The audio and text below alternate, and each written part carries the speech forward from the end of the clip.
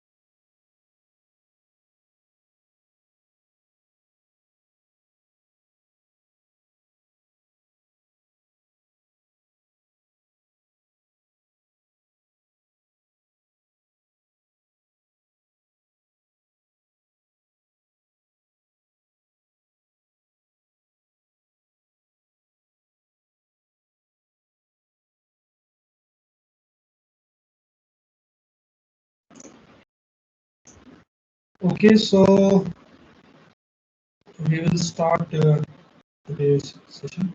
Yeah. So the topic of discussion today is compressible flow with friction and heat transfer. Right? So in this whole session, we will be countering questions which are based on compressible flow only.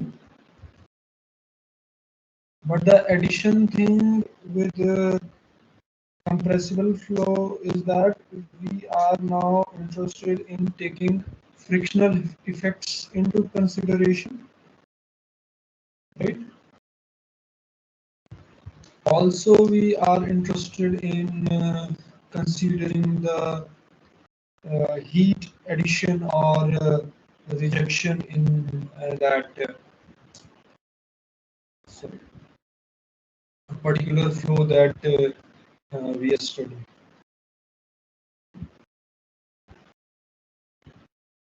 So, based on that, various inferences are there which have been introduced. Right? There are two graphs related to friction and heat transfer, which we shall see later by means of questions only, right? And then through questions, we shall discuss all these things.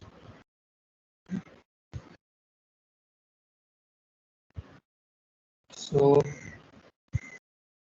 let's move ahead.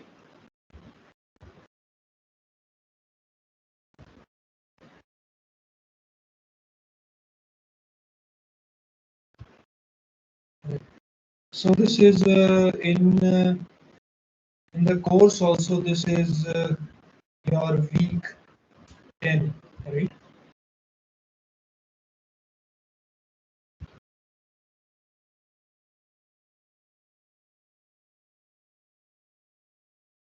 This is your week 10 in the course, total 12. It's a 12-week course, right? So almost we are about to complete this course, right? So in this week's content, there were total 3 lectures, right? So in the first lecture, the heat addition or heat transfer in the compressible flow has been introduced and then discussed to some extent. And then in the next lecture, lecture 24, this frictional effects are being taken into consideration, right? Along with the compressible flow.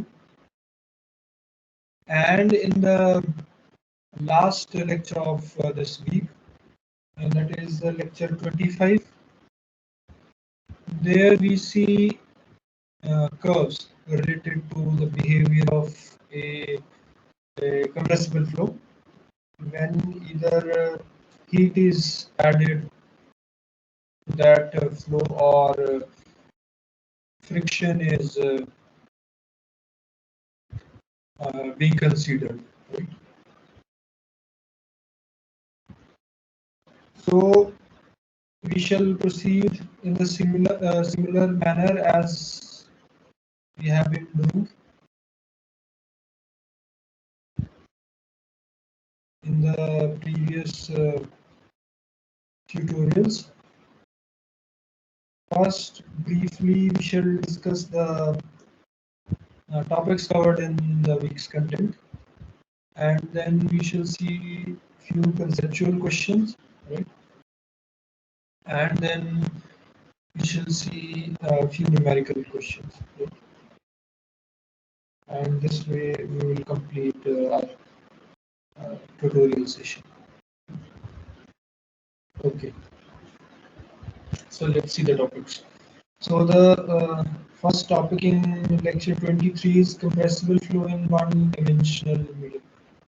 So this topic is basically the recap of the previous knowledge from the previous weeks, right, that we gained.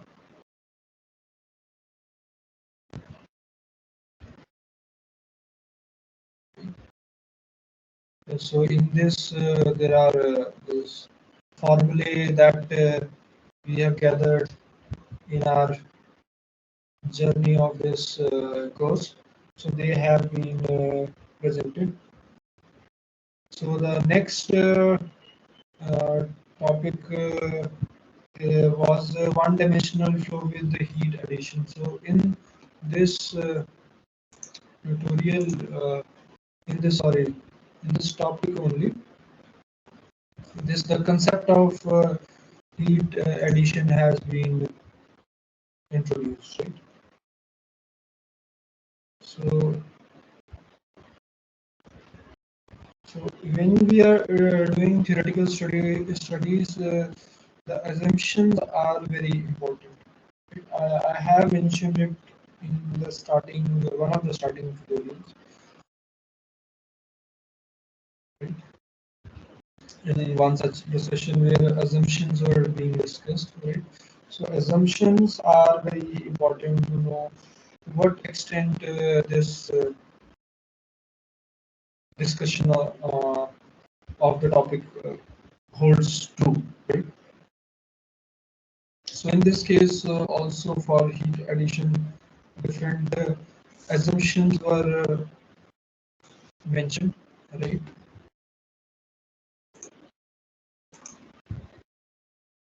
Like the flow has to take place in a constant area depth, right?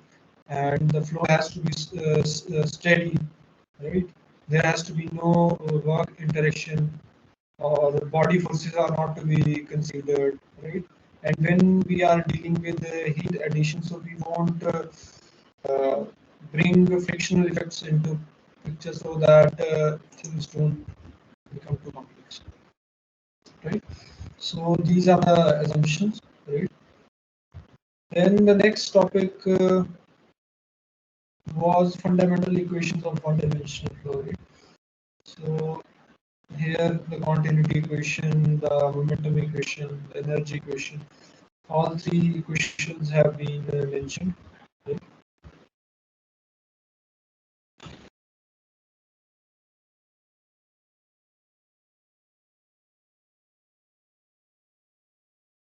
So property calculation with heat addition or rejection. Right?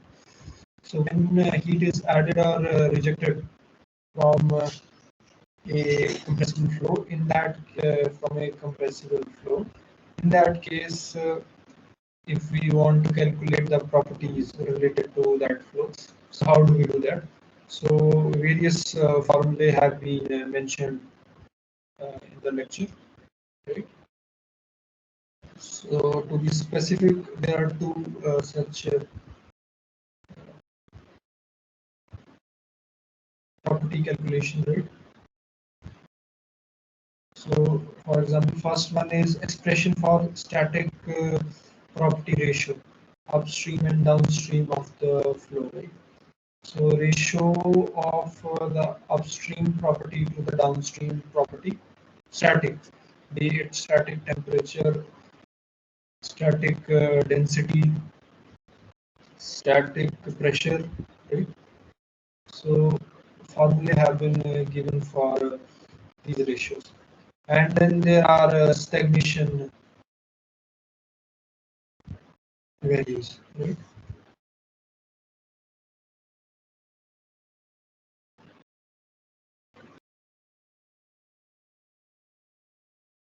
Okay.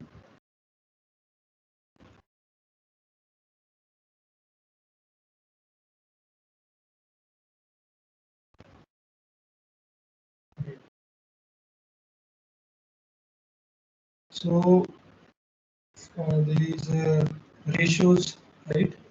Uh, Stagnation or total pressure or temperature values for upstream and downstream conditions, right? And their ratios have been discussed. Then this concept of thermal choking has been introduced and discussed. Right? So, for example, for a subsonic flow, if there is addition of continuous addition of heat, in that case, how the flow behaves, right? So if you heat a subsonic flow, right, time comes that it will have some maximum enthalpy, right? And then somehow we take this flow to sonic state, right? After this heat addition. And this sonic state from the previous discussions, we know that is the choked condition, right? When we were discussing the nozzles. So there we saw what a choked condition is, right? So this is thermal choking. Choking of the duct, right? And, right.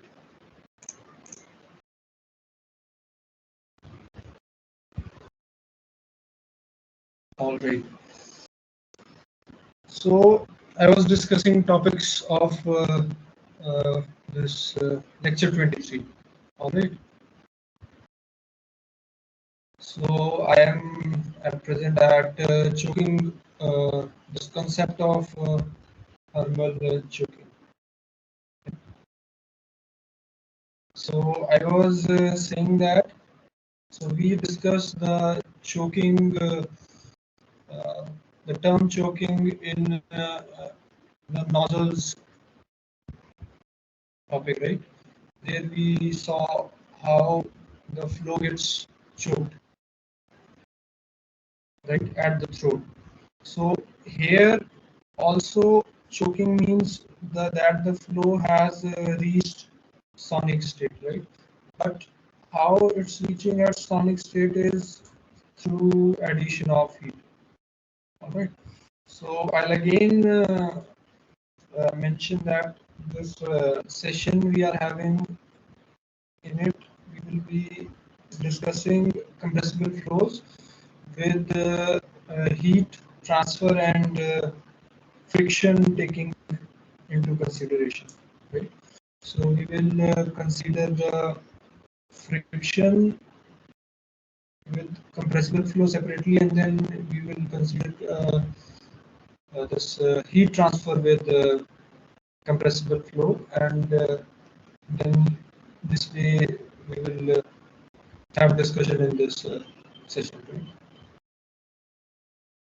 So lecture 23 is about heat addition in compressible flows. Lecture 24 is about frictional effects with compressible flows, and in lecture 25 there is uh, curves related to these two things, right? So there is Rayleigh curve and then there is Fano curve. Is there. So these two curves are there in lecture 25. All right. So in lecture 23, after this thermal choking was discussed, there was flow property table for thermal choking, right? At the end of this topic, yes. Right. So one-dimensional table for flows with heat addition has been given at the end of this lecture, right? So this way, this heat addition in compressible flows has been discussed in this lecture. But to better understand this, graphs are, I consider graphs to be more appropriate, right? They are more handy when if you want to understand heat addition or friction in these two cases.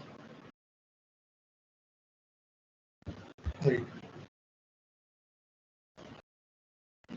So then comes lecture 24. Right? In lecture 24, the first topic is concept of friction in a circular plate. Right? So when we study fluid mechanics, so there we or viscous flows, I believe, when we study. So there we study this flow through a pipe, right? With different Reynolds number and some pressures we try to calculate there. Right? So this concept of friction in a circular plate. So friction has been introduced this way in the lectures, right? In this lecture, right? And how we introduce friction has been discussed, right? The profile of the shear stress has been given, and the velocity profiles in a velocity profile in this pipe has been given in a graph, right? Or figure, sorry. Yes. So through this circular pipe, frictional effects have been introduced, right? And then this effect of friction in compressible flow has been discussed. Right? In this case, also the assumptions have been given. Right? Different assumptions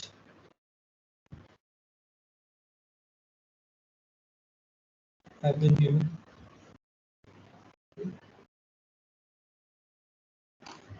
Like consider an one-dimensional flow of inviscid fluid, right? So the flow fluid is inviscid, right? And the pipe we are discussing, which the flow is a constant area pipe, right? And one of the few some other assumptions are like the flow is steady, right? Or the flow is adiabatic, or the flow is shock free. So all these assumptions have been mentioned in this topic, right? Sorry,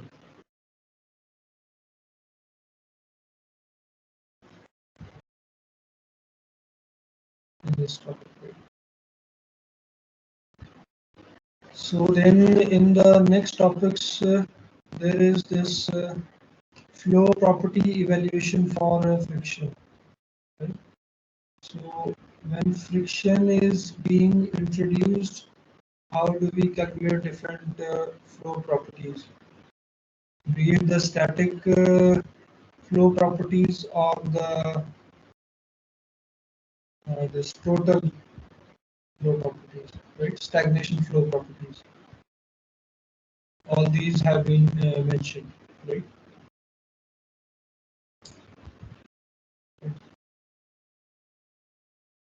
So in the previous in lecture 23, we saw the concept of thermal choking, right? In that line only, there is this friction by means of friction, the choking that happens is being discussed, right? So their heat addition uh, was something that was being introduced, and by means of that the flow was getting through, right? But here it's the case is not the same, right? So here the length of that pipe in which the fluid is flowing, that is important, right? So by means of friction and appropriate length of the pipe, right, the flow gets choked.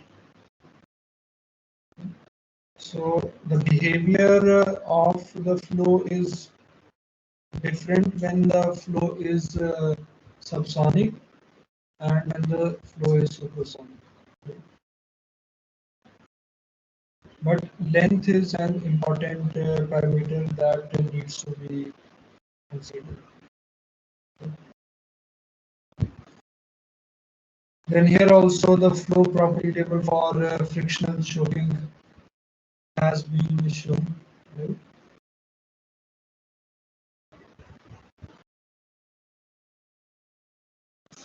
And the relation of this friction coefficient and this length and the diameter of the this pipe, right?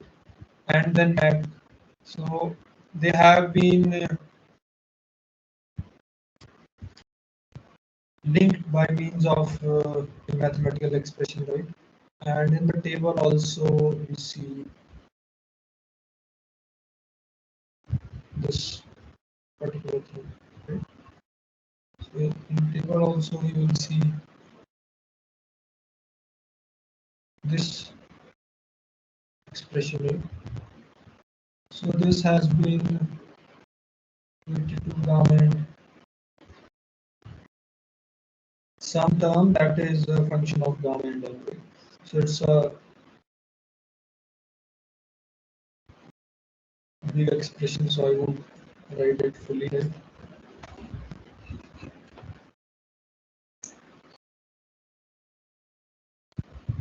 All right. So this was about lecture 24. Right? After that, lecture 25 is very important. Right? So if one wants to, in short, one wants to get hold of this, the topics that have been discussed in this week. So the curves that we will discuss are sufficient enough to uh, grab all the discussion, right? So first topic in this lecture is one-dimensional compressible flow. So here also the compressible flow has been introduced, right? So as to make a base for the this particular lecture, right?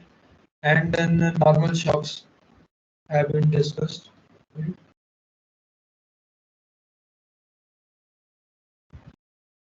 Yes. So different. So in brief, a normal shock has been discussed, right? Different ratios have been mentioned, right? With respect to a normal shock, right? Across a normal shock, how the properties change. This has been discussed, right? And what is the behavior across a normal shock that has been mentioned, right? And then this humanoid curve also has been given, right?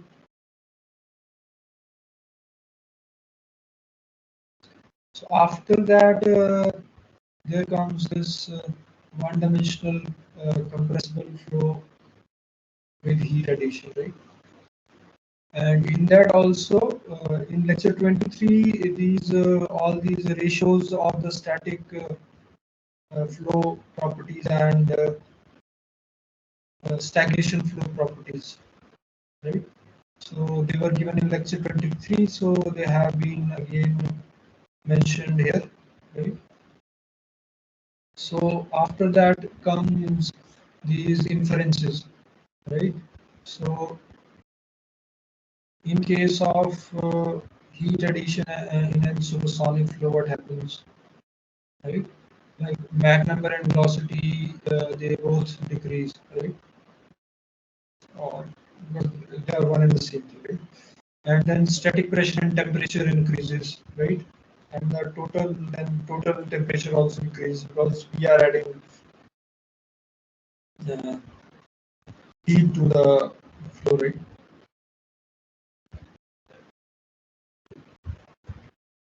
So these inferences have been mentioned. And then there is Rayleigh curve, which is very important.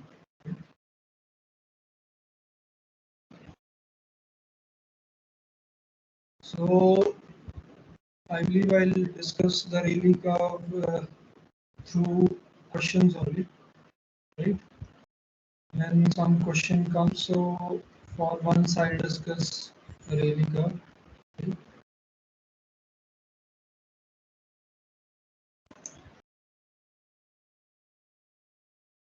So Rayleigh curve is for the case of compressible flows with heat addition or rejection. Right? Rejection is cooling, addition is heat.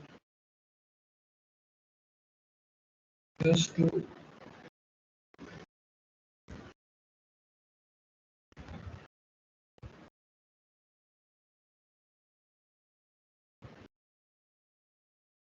if I just quickly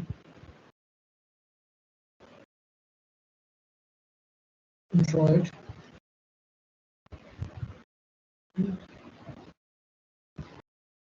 so it looks something like this, right?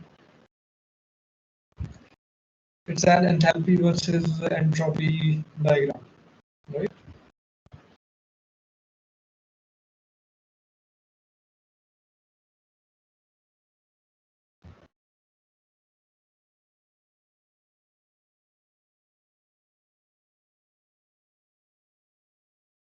Here your M is 1, which is a sonic state, right? So this is a flow in a pipe, right? When we add heat, right? If the flow is subsonic,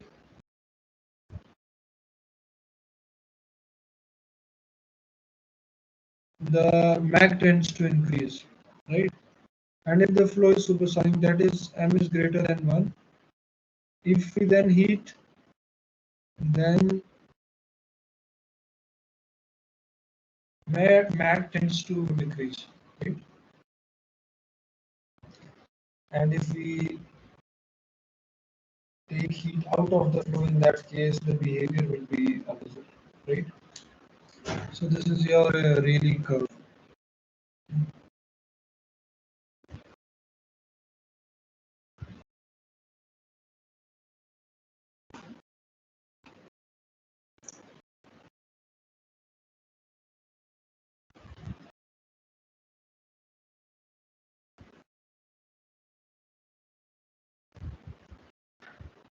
Then in the same way as we did for this heat addition, right, in a duct, inferences have been deduced, right? For the frictional flow also these inferences have been mentioned, right?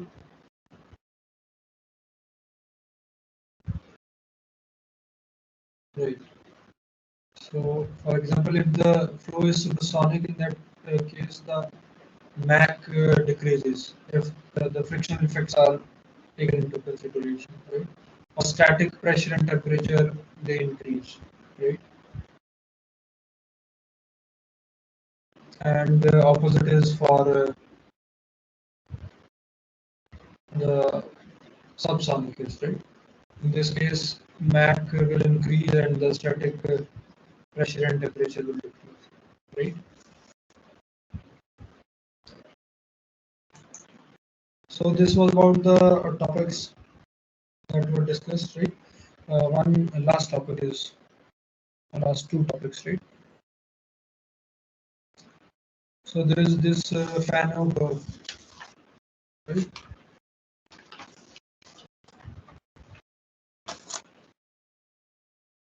Which looks something like this.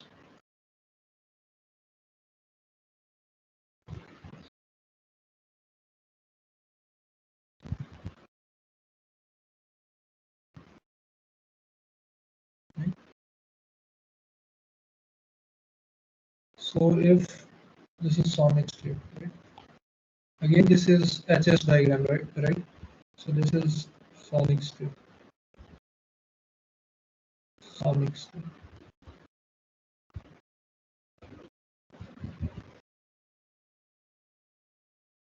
So if friction is being introduced in a flow which is subsonic, this tends to move towards a sonic state, right?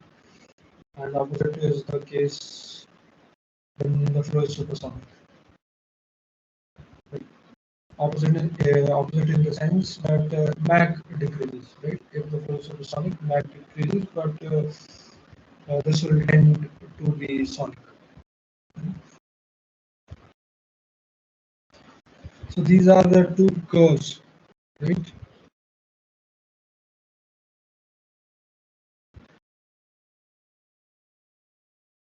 So here we are done with the topics that were there in this week's lectures, right?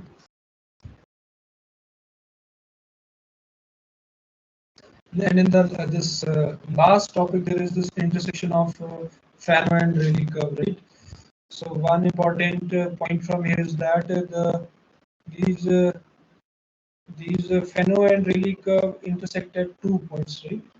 And these 2 points have identical values of mass flux, right? Stream thrust and stagnation enthalpy. So if we understand the Fano curve and Rayleigh curve, right, that is, I believe, sufficient for us. Right? And if we wish to go more deeper into this topic, then obviously we can refer to some book. Right? Okay. References have been given in the course layout of this course.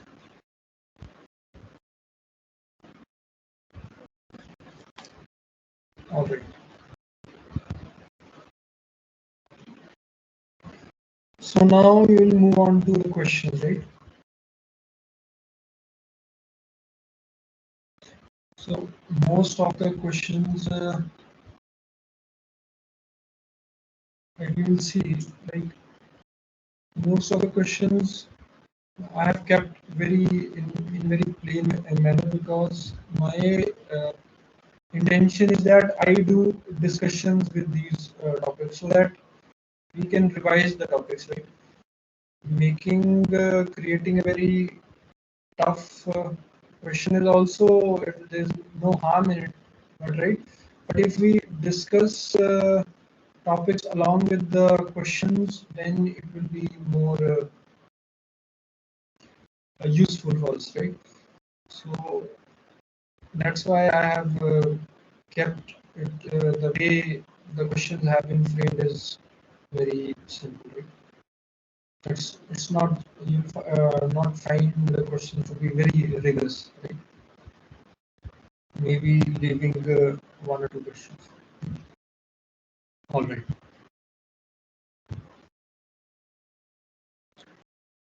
So the topic of this question is compressible flow is one-dimensional medium, right? So within the thin region short, the flow is isentropic, right? So this is the revision of the course, right? From the starting, we have discussed about the thin region of shock. So whether the flow field is isentropic, so the constant entropy condition does that hold good in this thin shock region. So whether it's true or false.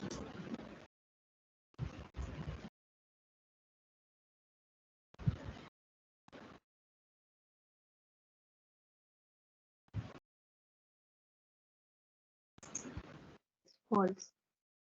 False. Yes. So right. So in the thin shock region, we cannot consider the entropy to be constant. Right?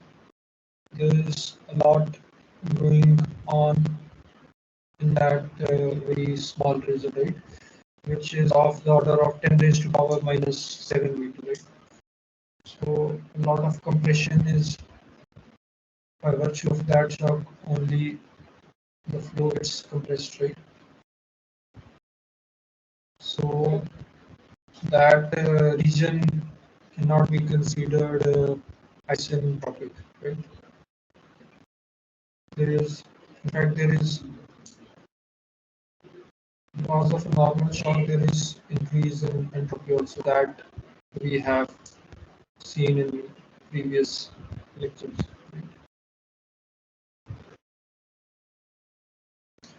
Okay, correct. So,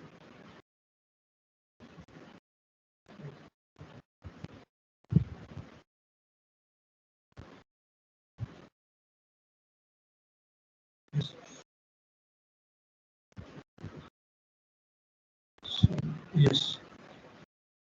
So the question here is when the frictional effects are taken into consideration, right?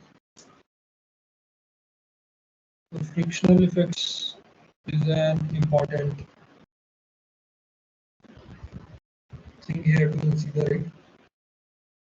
So in that case, can we consider our flow to be isentropic?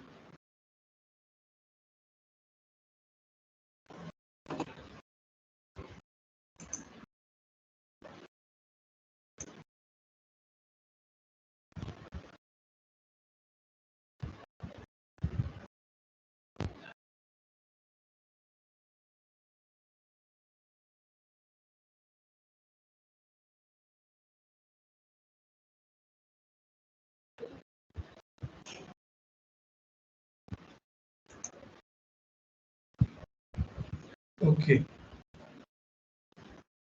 So even in the, if you see the assumptions, right, when we are discussing the fundamental equations of compressible flow with friction, right? Even there also we do not come across any such assumption, right? And which also will not be true, right? Because isentropy means adiabacy, right? And then irreversibility. Sorry, reversibility, right? Sorry. So there are two things, right? In isentropic conditions, so adiabatic condition and then reversibility, right? So in case when we are taking the frictional effects into consideration, so the flow doesn't remain reversible anymore, right? So this assumption can no further hold good, right? So in that case, the flow field cannot be considered isentropic, right? So this statement is false.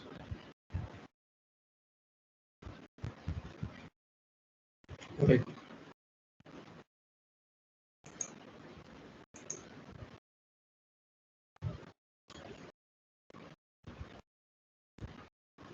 Okay. So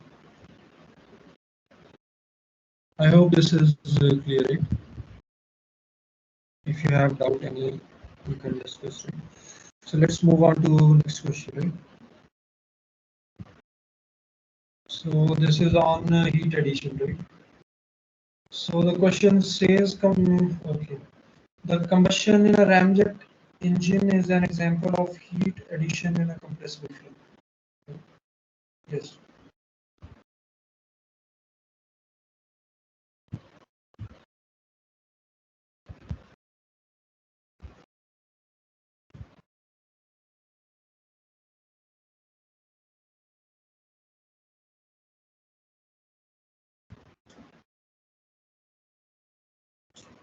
True. Yes. So combustion in a ramjet engine is an example of heat addition in compressible flow. So there are supersonic speeds in which all this compressible flow in which combustion is taking place, and this the heat from this combustion acts as a heat addition in a compressible flow. Right? Same is also for the scramjet engines, right? Where the flow enters the engine at supersonic speeds. Right? Yes. Yes. Okay. So this is a correct statement, right?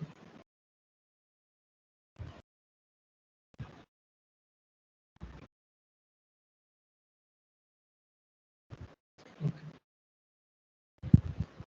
Let's move on to the next question.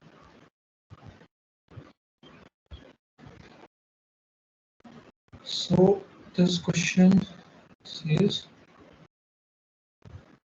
okay, so it's on assumptions. Right?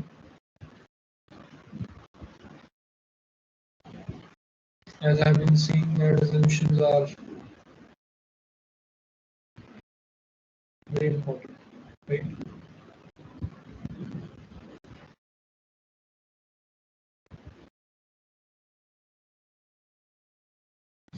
We like as students we maybe tend to focus more on numerical questions, right?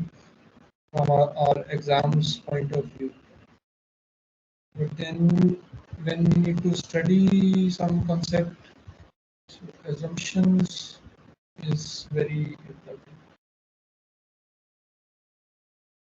because then only later we will be able to use this. When we are using this knowledge, we will be able to know to what extent we can use whatever we have studied. Right? What are the limitations of the things we have studied in our classes? Right? And then how we need to move ahead with the problem in our hand. Right? What are the different things that are need to be considered to solve some particular real life problem? Right? So yes, which of the following statements is not an assumption for a one-dimensional flow with heat addition?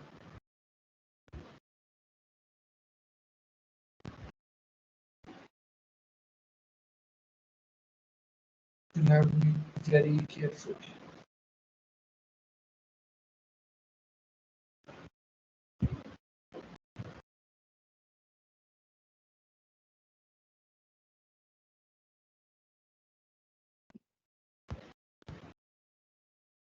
So there is constant B. area B. Okay.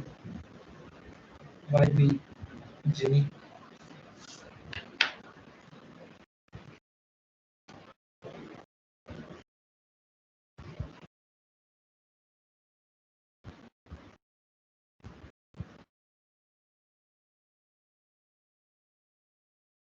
One-dimensional flow with heat addition.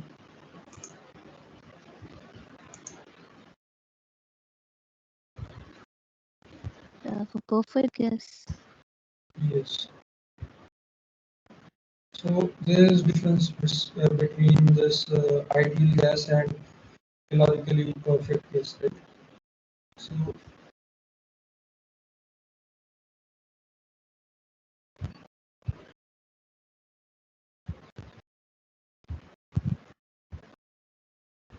so what is a calorically perfect gas? Right? A calorically perfect gas is one in which the specific heats don't change with change in temperature, right? It's a supposition. A perfect gas has to be an ideal gas first of all, right? And then at all the temperatures, if the specific heats, right, related to that gas do not change with temperature, then we call that as calorically perfect gas, right? But if in reality we see at very high temperatures, um, the specific heats do change, right? At high temperature, there are changes in the specific heat wave.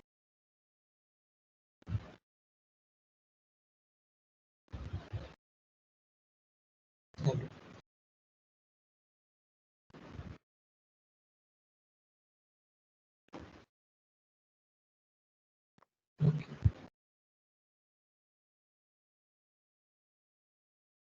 Hello.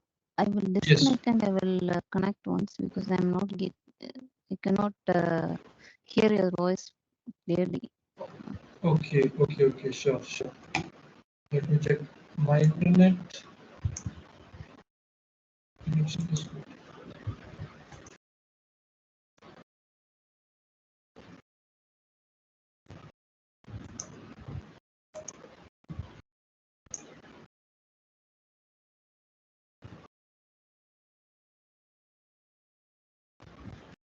Okay, so I don't know from whose end there is this connection issue, but all right. I believe I am audible now, or still there is some issue. It's okay. It's better. I feel I'm not sure. Yeah, from your voice also, it's in bits I'm getting. Like Yes. some patches are missing. Yes. Same. I'm also facing. Yeah, all right.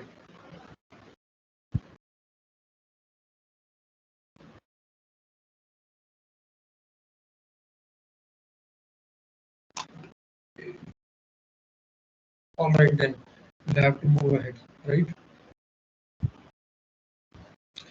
So next question is, in case of flow in a circular pipe, shear stress can be related to geometric parameters of the pipe only when the flow is laminar.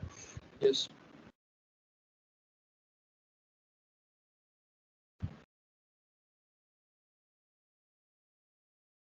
So there is one thing that when we are considering the frictional effects, so we bring such effects by means of shear stress, right?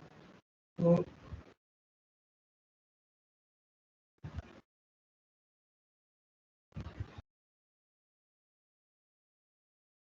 by means of shear stress, right? All right. So shear stress, we here mean stress because of friction between the duct in which the fluid is flowing and the fluid itself, right? So in case of a flow in a circular pipe, the shear stress can be related to geometric parameters of the pipe only when the flow is laminar. So this is from the lecture content only.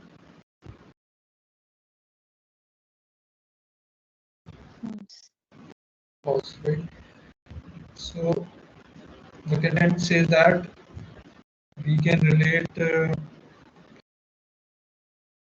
friction by means of shear stress in case of laminar flows also, and in case of turbulent flows also. Right. Right.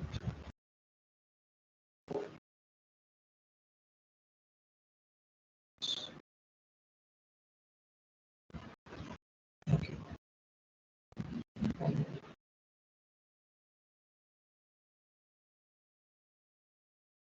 So this I have already answered in the previous uh, question only, right?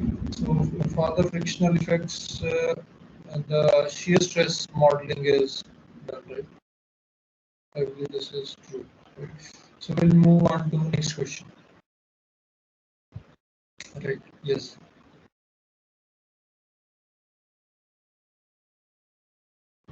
What is the answer to this question? The question is on inferences of heat addition in a duct, right? And the question says that when heat is added to a compressible flow, its Mach number increases. So,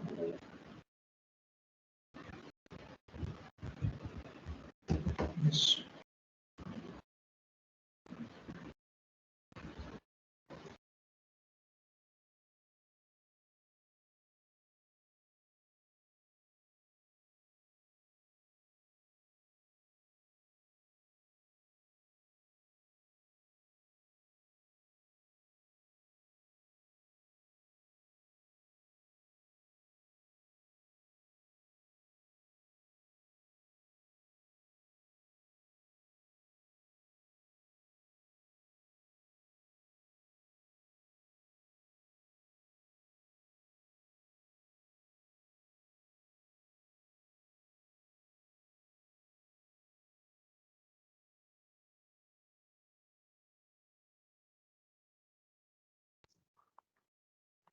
It decreases. It's false.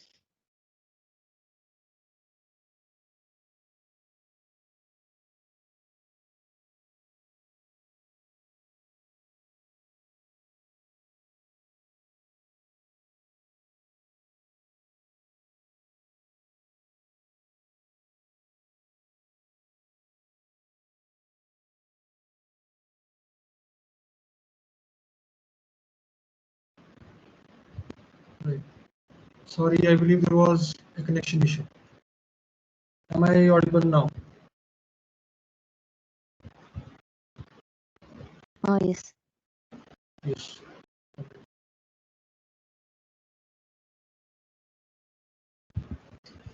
So also for a few seconds there was a connection issue. Right.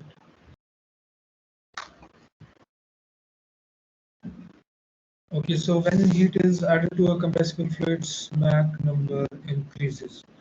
So whether this is true or whether this is false or whether we cannot directly comment based on the given statement. It's false. It's false. Okay. So if you see the Rayleigh curve, right? Rayleigh curve is about heat addition. So I have written here when heat is added to a compressible flow, its Mach number increases, right?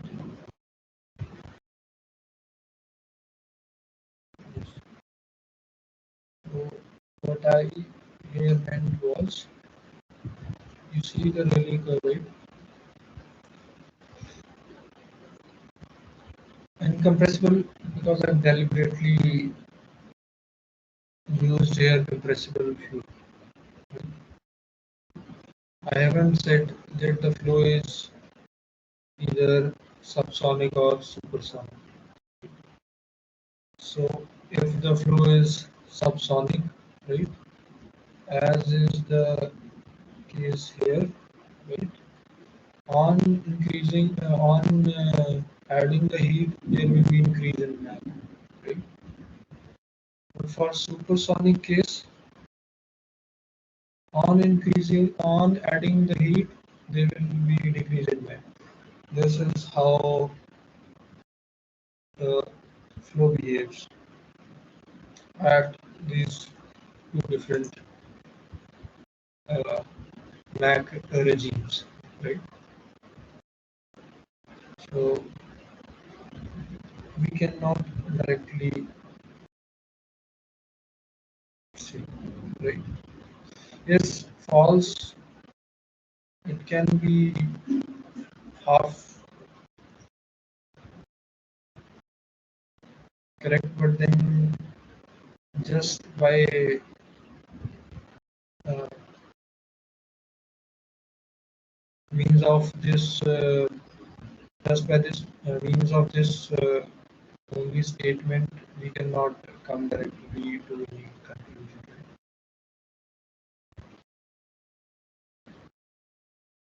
So I have given cannot say for this, right? But false, I believe, is also correct answer.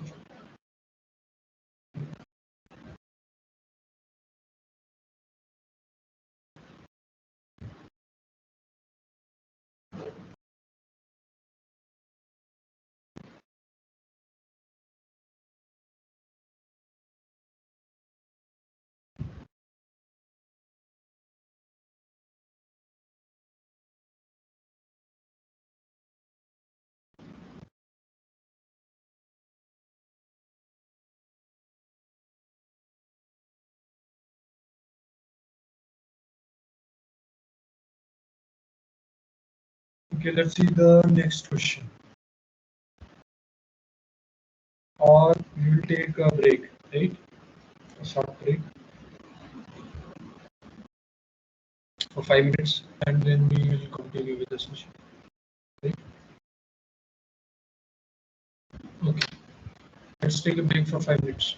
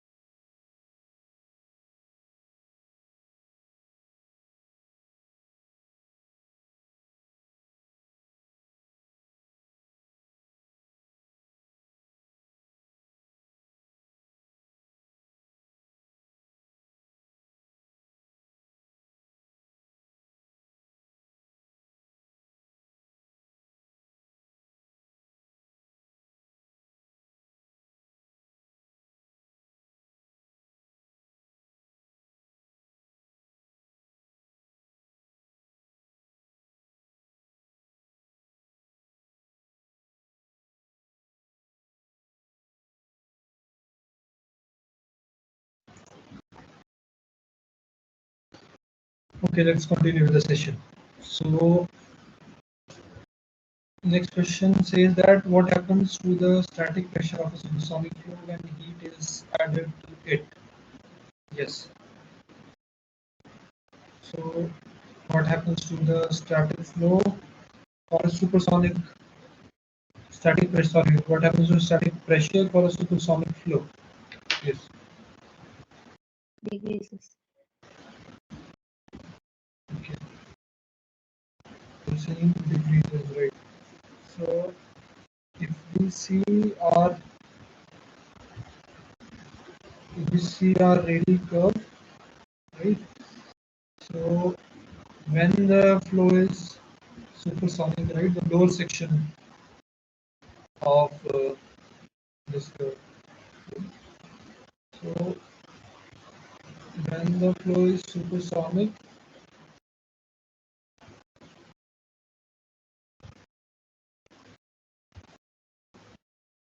the Mach decreases, right? Because the Mach decreases, in that case, static pressure has to decrease.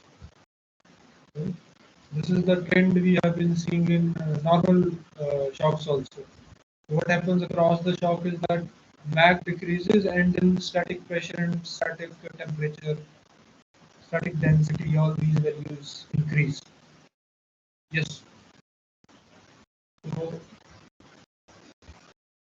the same trend follows here, right? So if there is decrease in Mach, there will be increase in the static pressure. Right? I believe there has to be answer for this. Yes. So it will not be A and it will not be B and right?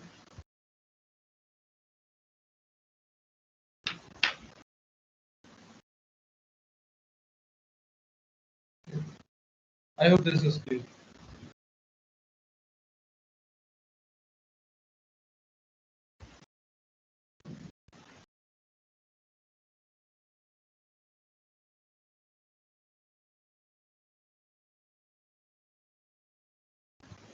I hope I am audible.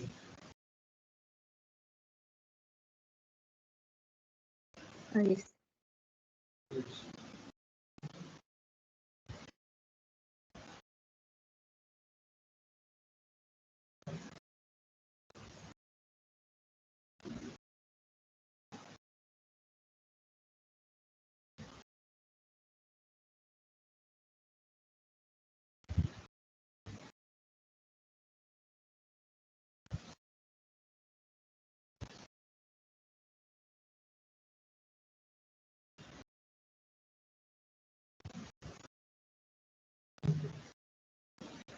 So next question is on Rayleigh curve. The question says that heat addition always drives the Mach number towards sonic state, either by decelerating a supersonic flow or accelerating a subsonic flow. So whether this statement is right or wrong.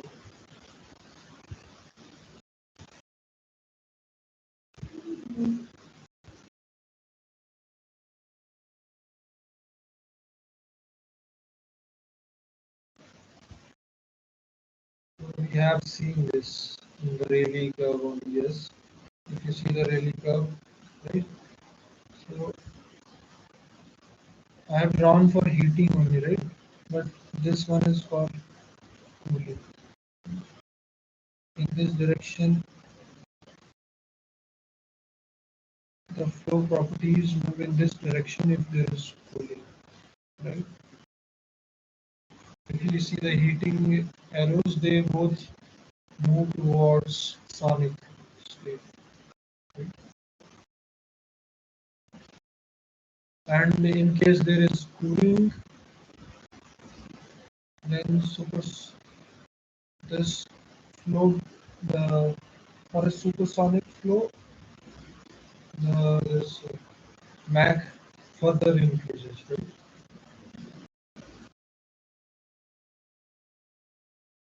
Yes.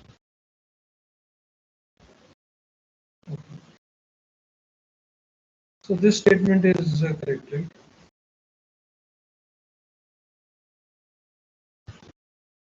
On addition of heat, these both supersonic and subsonic flows move toward the sonic state. So this is true.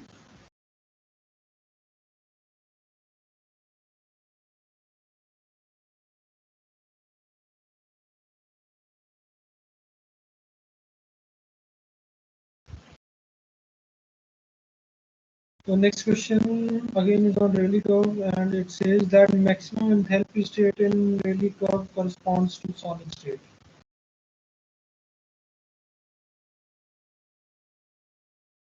In the Rayleigh curve, first of all, we need to see what is the maximum enthalpy state and what is also maximum entropy state. Right? So whether this statement is correct or not. Right? So everyone should just okay.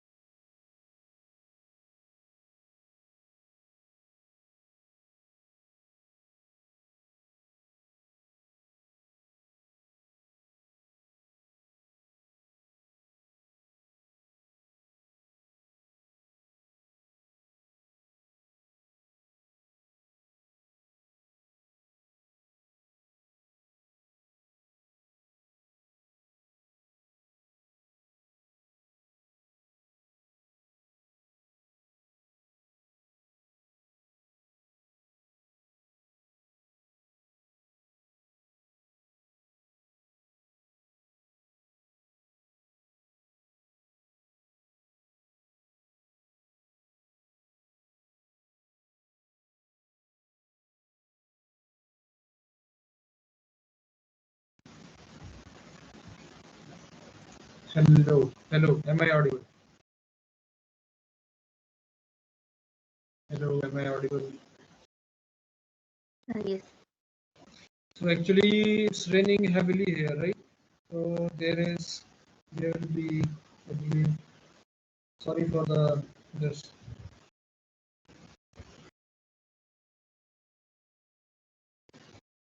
internet glitch, right?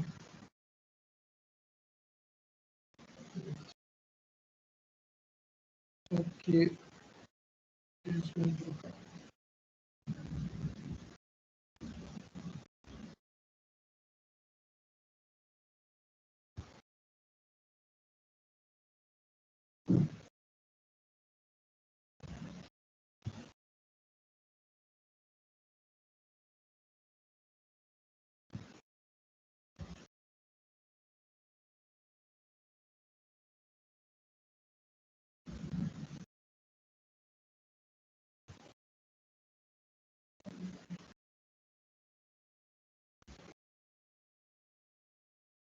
Ginny, are you able to see my screen? No. No.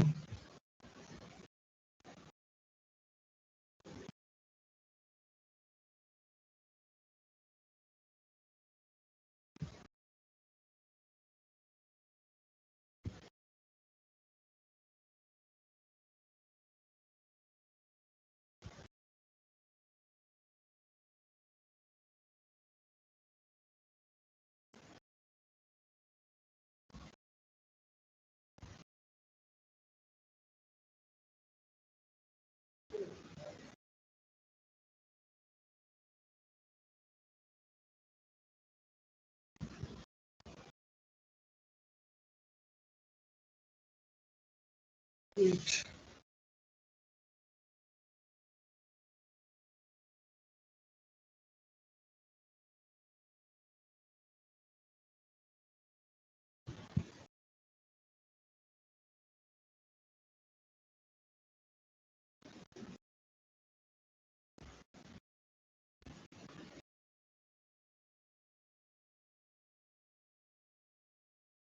Yes, now you will be able to see. Sorry, now you will be able to see. Yes. Yes. So we were in question number 10. Sorry for it. All this, right? And I hope the internet stays good for the remaining time, right? So the maximum enthalpy state in Rayleigh curve corresponds to sonic state, whether this is true or false. So I was at this point, right? So from the lecture also, lecture only the terminology that has been used, right? I use that only. So there are 2 points here, right? At this moving curve, right? At this curve in this Rayleigh curve, right? So there are 2 points. Let's say one is point A and then there is another point is point B, right? So one point is for maximum enthalpy, right? So you keep adding heat towards subsonic flow. In that case, a state reaches where the enthalpy is maximum, right? But that we see that doesn't correspond to the sonic state, right? So what we do is we heat the flow and then there is cooling of flow, right? So after this point B, the enthalpy has to decrease, right? And that is done by virtue of cooling, right? Through cooling that is done, right? And in this process of cooling, as this curve moves downward, there comes this point A where the flow is solid, right? So this is how, and this point A is the maximum entropy case, right?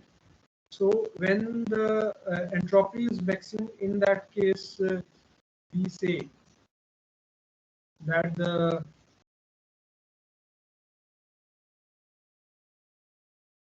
yes, in that case we say that the flow is super has reached a sonic state, right? Yes. All right. Okay. So after this,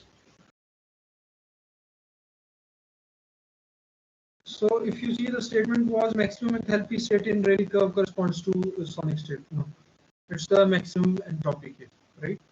So this is a false statement. All right. Then there is next question, right? So the next question is again on Rayleigh curve. Next question says that maximum entropy state in Rayleigh curve corresponds to sonic state, right? So whether this is true or false. So I have just mentioned it. Yes, the maximum entropy state in the Rayleigh curve corresponds to sonic state, right? the point A in this curve that I have drawn. Right? All right. So the answer to this question is true, right?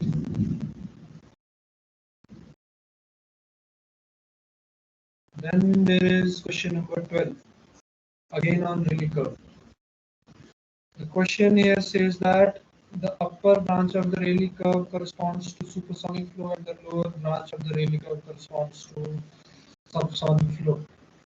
Whether this statement is true or false. Yes.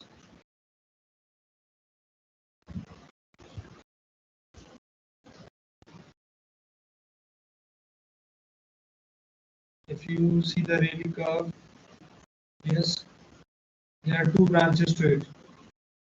The one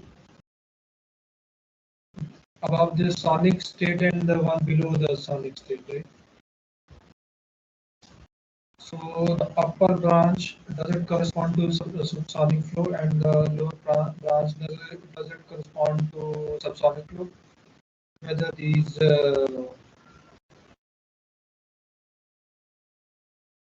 two statements are correct or not.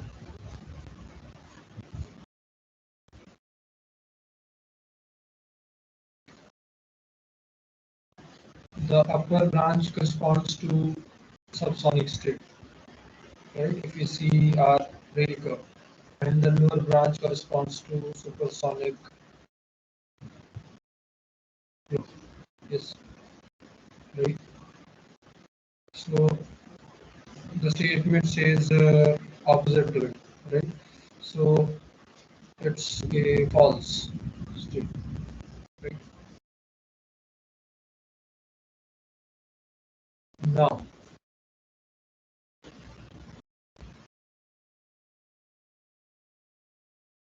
moving on to the next question, right? So we have done 2, 3 questions on Rayleigh curve. Let's see.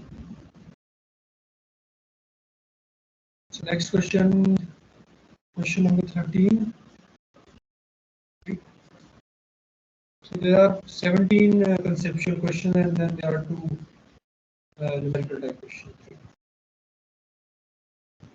So for this session, there are total 18 questions. So the question says that what happens to the Mach number of a supersonic flow in a duct with friction? Yes,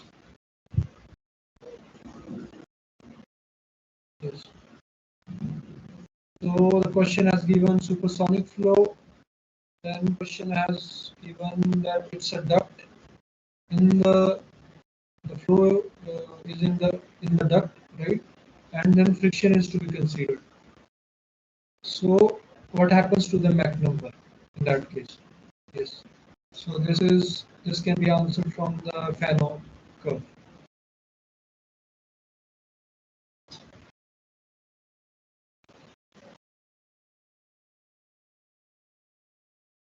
Decreases.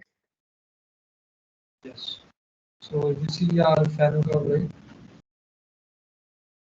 So when friction is being considered in that case,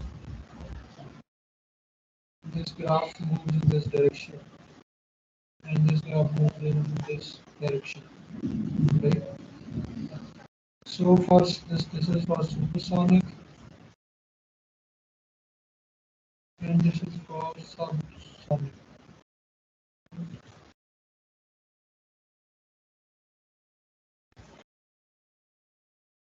For supersonic case,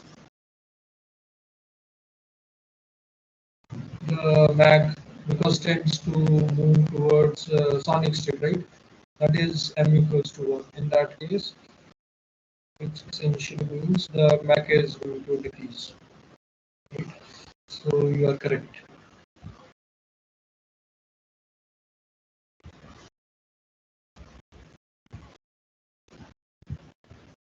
Okay. So let's move on to the next question then.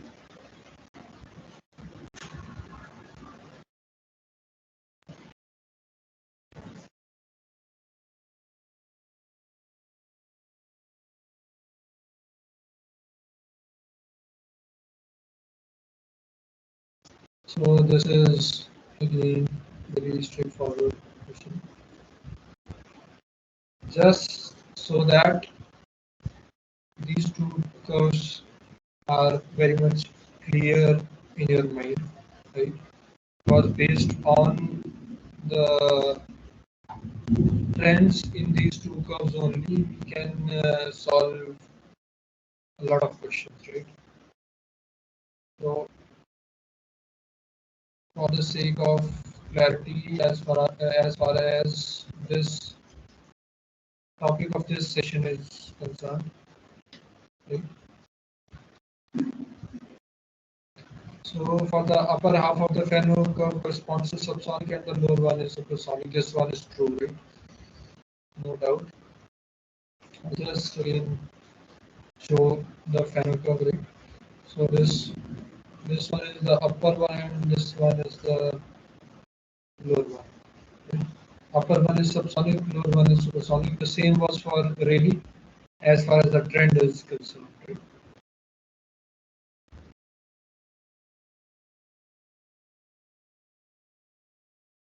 Okay.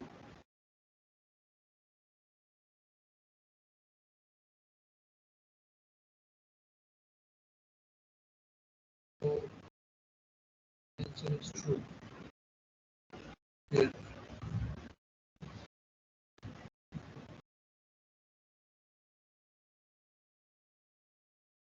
So let's move on to the next question. Right?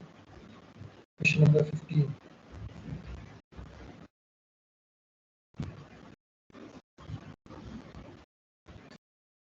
So this question is from Fano curve friction, right?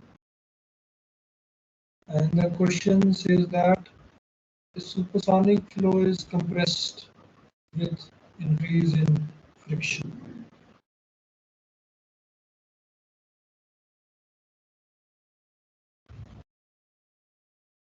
Yes. What is the answer to this question?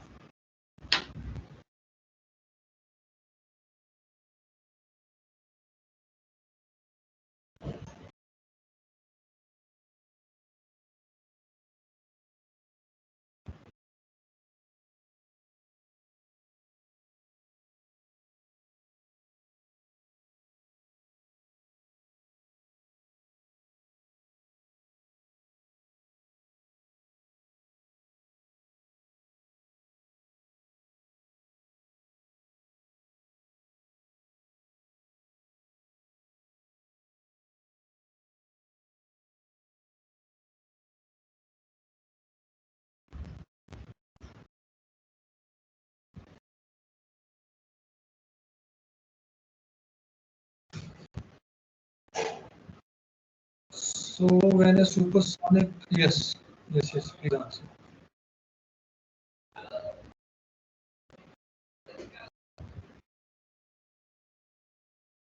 Okay, let me explain. So supersonic flow is compressed. What do we mean by that, right? We have when we were discussing normal shock waves and oblique shock waves, we discussed that these shock waves are a type of compressing device, right? Compression device.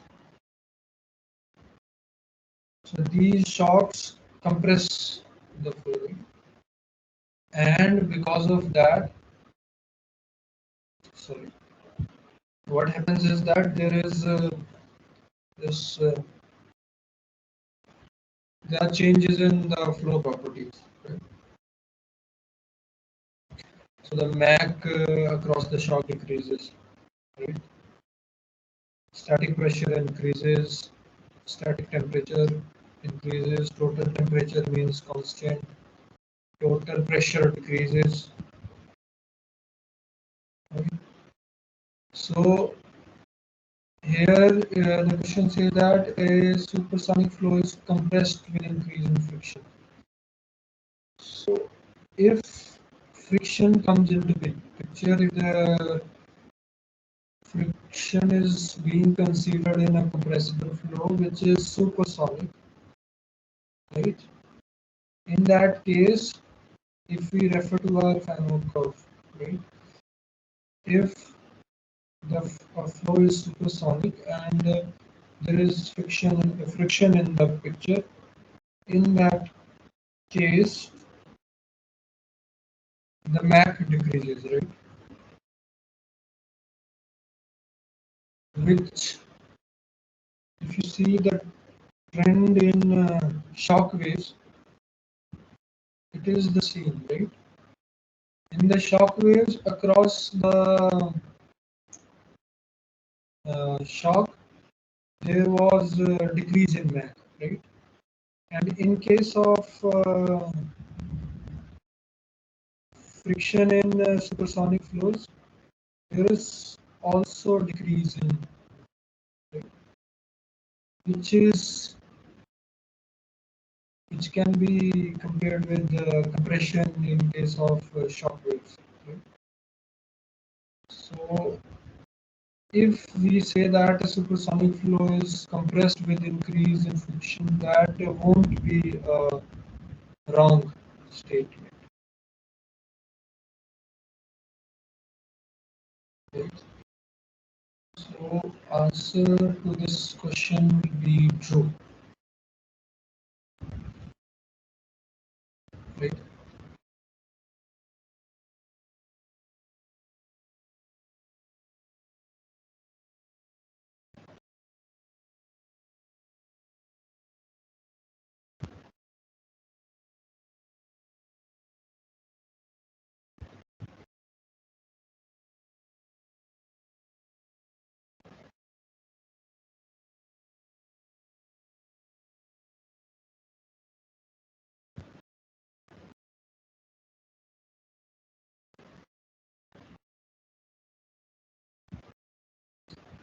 Okay, so let's move on to the next question. Question number 16.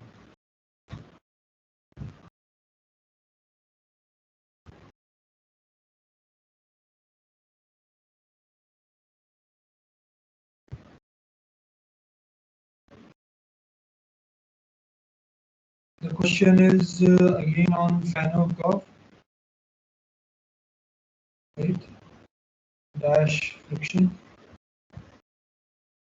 And the question says that for a subsonic flow, increase in the length of the duct causes the static pressure and enthalpy to drop, but the flow velocity and entropy increases.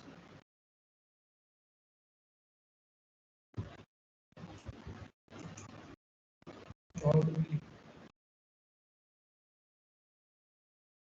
solve this question?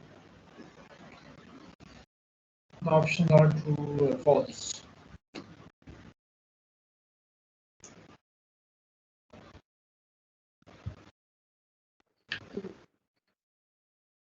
True.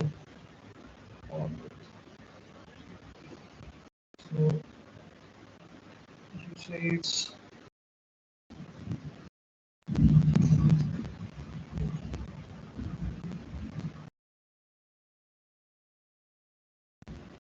so. First of all, in the question, the flow is subsonic, right? Then there is increase in the length of the duct,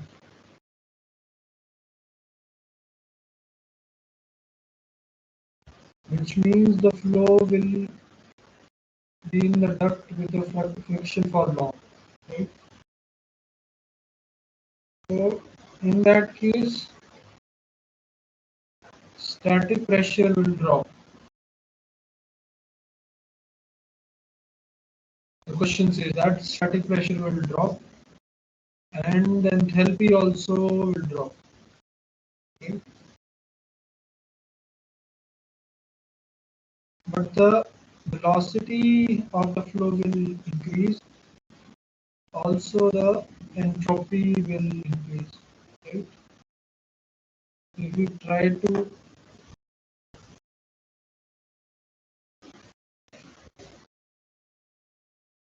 solve this question just by mere imagination, then there can be chances of making mistake, right?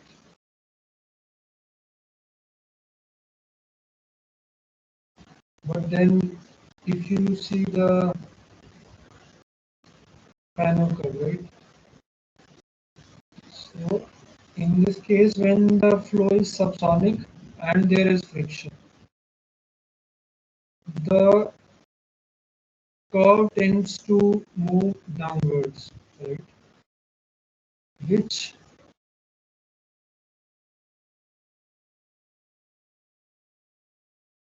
essentially means that the enthalpy is going downwards, right? Of the flow, the enthalpy of the flow is going downwards, right?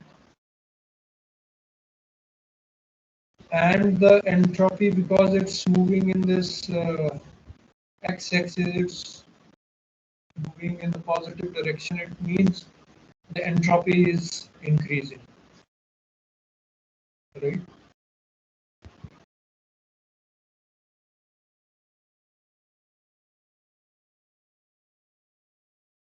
So enthalpy is decreasing, going downwards, and entropy is increasing. So if you see our question, the enthalpy drops.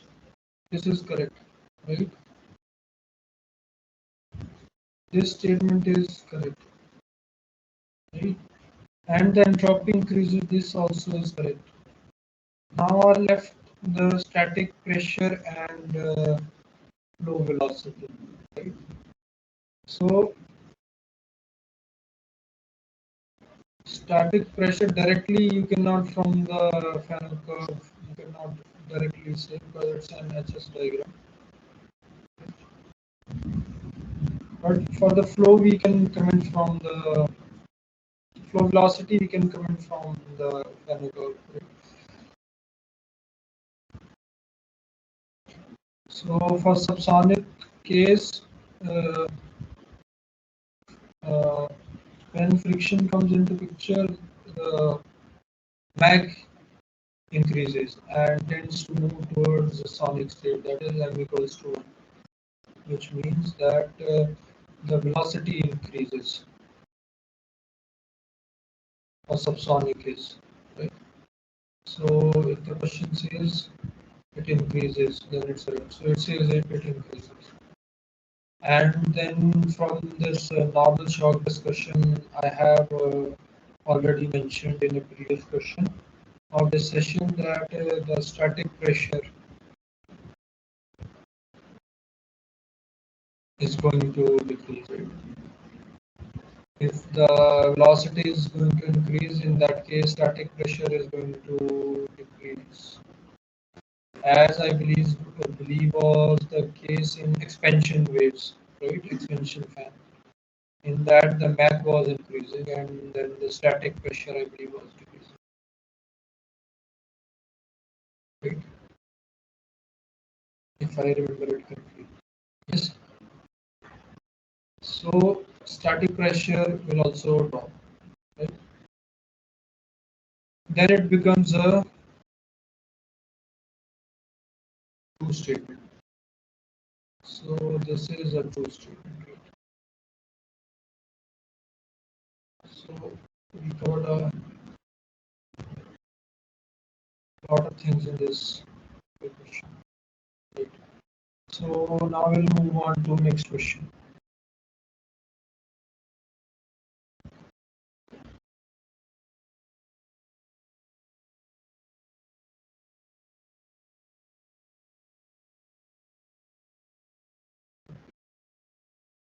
So this question again is on final curve.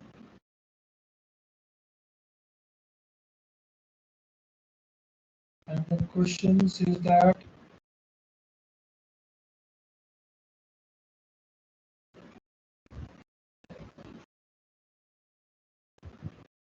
Question number 17. The question says that friction always causes the drop in total pressure irrespective of inlet flow Mach number. So, though this has been discussed in Fano friction, but it's from the curve directly you cannot say that, but yes.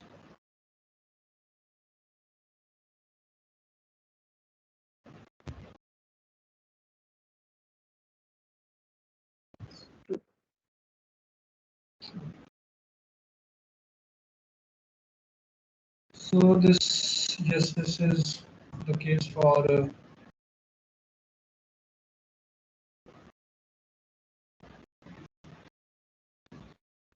friction, right? In case of compressible flows, be the flow supersonic or subsonic. In either case, the total pressure decreases. This is also the case for heat addition also, right? If you see the inferences of heat addition in a duct, there are also a supersonic case. If heat is added, the total pressure decreases, and that is also true for the subsonic case. When heat is added, the total pressure decreases.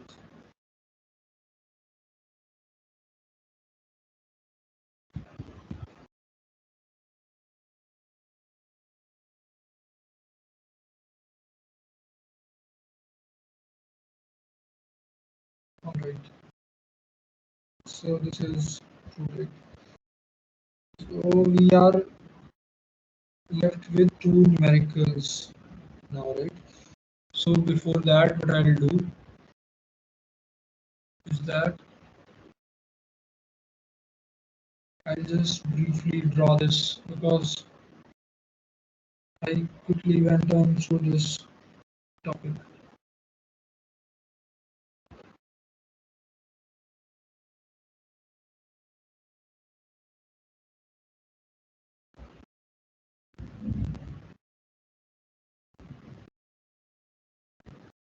I'll just also cover this, right? Let's discuss this. So this is our enthalpy and this is our entropy.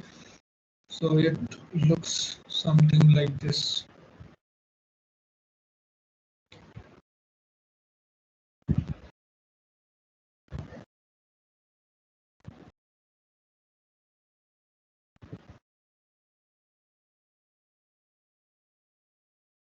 This is your Fano curve,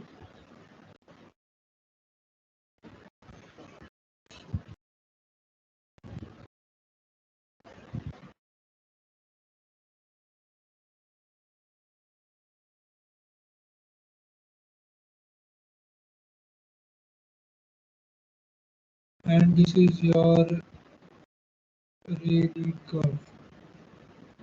Right?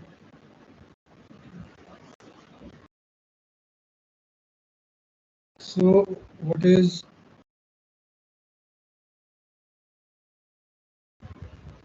the main thing in Fano curve is that the stagnation enthalpy in all the cases remains same, right? Because I was saying that at these intersection points, the stagnation enthalpy is similar. That is because in the Fano curve, at all the points, stagnation enthalpy remains same, right? So what here has been drawn is static enthalpy and not stagnation enthalpy, right? Yes. And for Rayleigh, this curve, this stream thrust, right,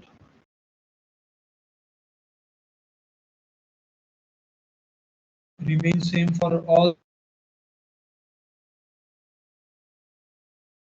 the points. The commonality in all these in these two curves is that the mass flux in these two cases is same, right? Because mass flux is same, that's why we are comparing these two cases, right?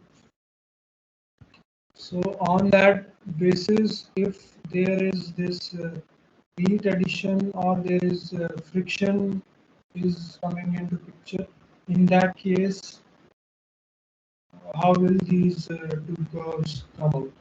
So this has been discussed in this topic, right?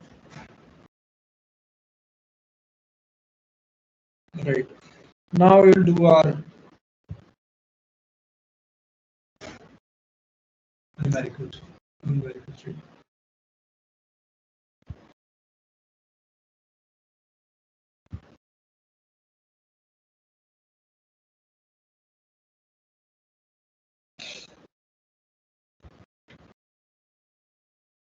All right.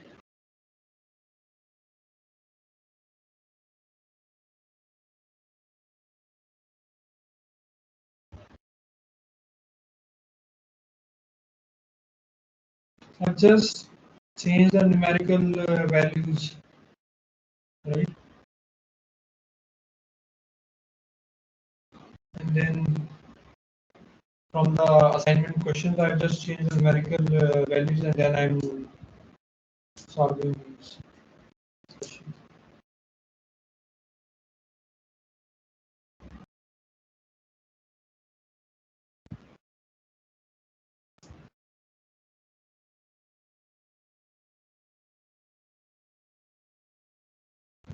Because I believe if you have to solve numerical questions, right? Yes. So, Show me once the question once again. so yeah, I'll show. Yes. So I was saying is that when we have to solve numerical questions, so I believe the more different type of questions we come across, right, while our preparation, the more it is likely that we will be able to solve questions in an exam.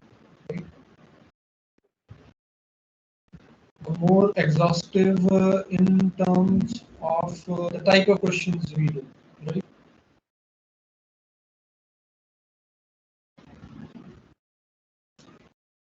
But here, because we need to understand concepts, right? So I don't want to do rigorous in that case, right? I just want that we understand the concepts, and yes, from the exams point of view, numericals are important. That, but then for that we need more uh, more spectrum of questions, right? If we have to be confident enough, right? Okay, I have written the question. Okay, all right.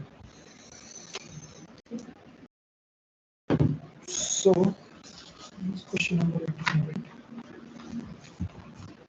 So, question is on heat addition, right? Compressible flow. What is given to us is gamma is 1.4, right? Sorry, I'll see from my laptop.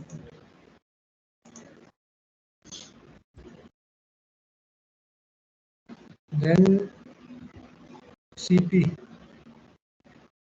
is 1.005 kilojoule per kg Kelvin. Then this flow is entering a duct, right, from atmosphere with a Mach of 2.3, right?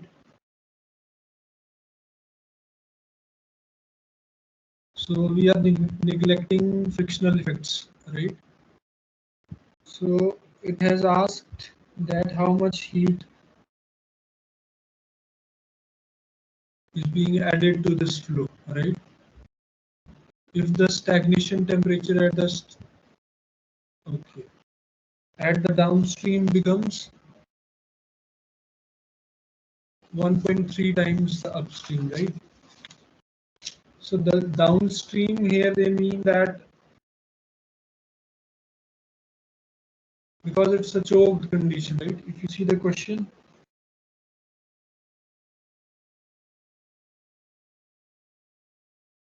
the flow is choked, right? So downstream means that it's a choked condition is, right? State. So in that case, the question says that T naught star by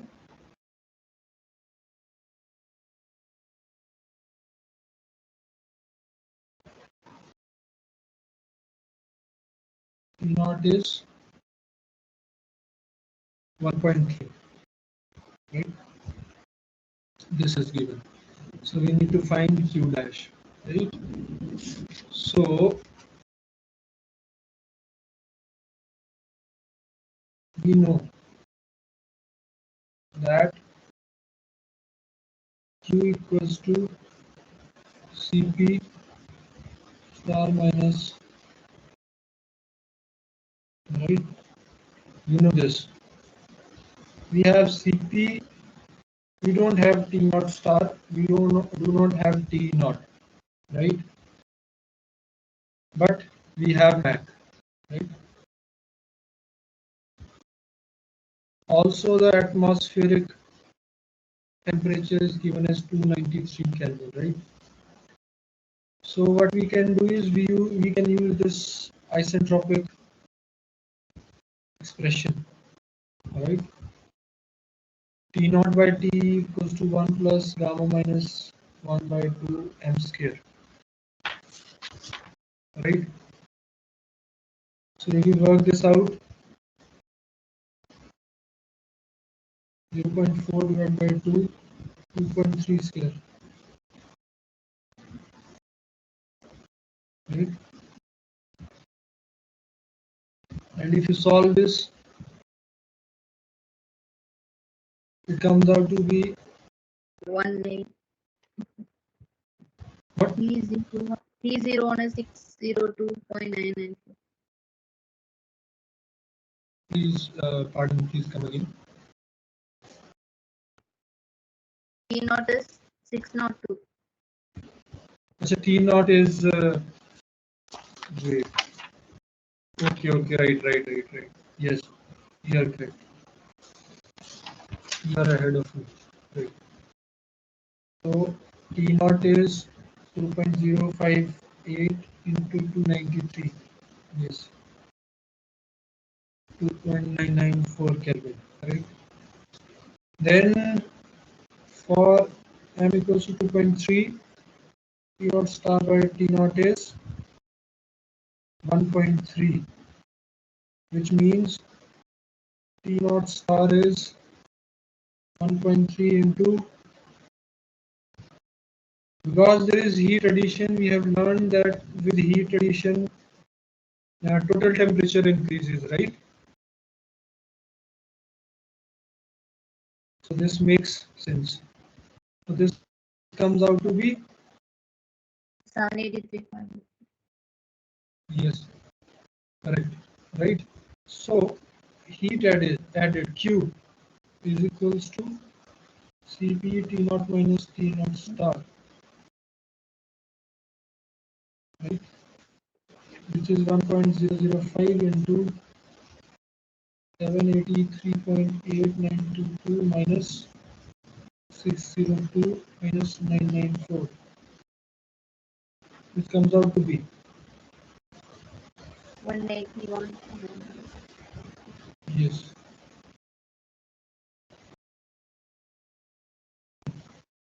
All right, 181.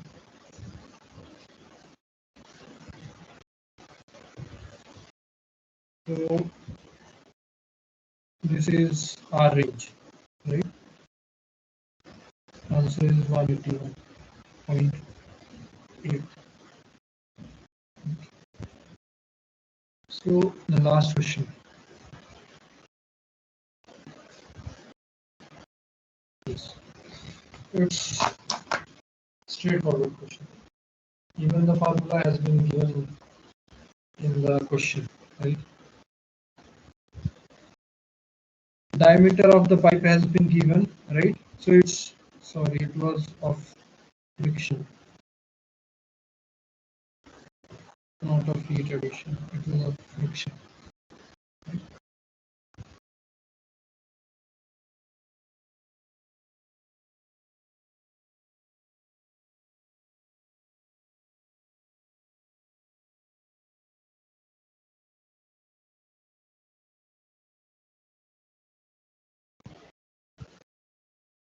Air enters through. Okay, so this is a case of compressible flow with friction, right? So in it, there is flow in this pipe which has friction, right? And the diameter of the pipe is 145 mm. The MAC at which the flow enters is 2.3, right? And this 4FL star by D value is given as 0.3478, right? So average friction coefficient has been given as 0.004. So the question asks for the length of the duct so that the flow is short, right? It's just simple mathematics, nothing else. Right? Over F L star by D is 0.3478, implies L star equals to 0.3478 into D divided by 4F, right? 3478 into D here is 145 mm, which is 0.145 meter in SI, right? 4. So if you solve this, this comes out to be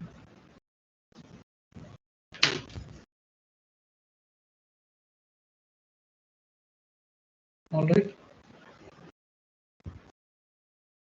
Great.